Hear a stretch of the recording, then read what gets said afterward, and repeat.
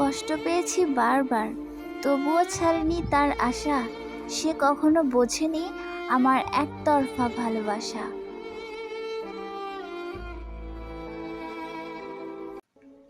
ভালোবেসে তোমাকে চেয়েছি, বিচ্ছেদ নয়। আমি তো নাটক বুঝি, বুঝলাম না শুধু তোমার অভিনয়।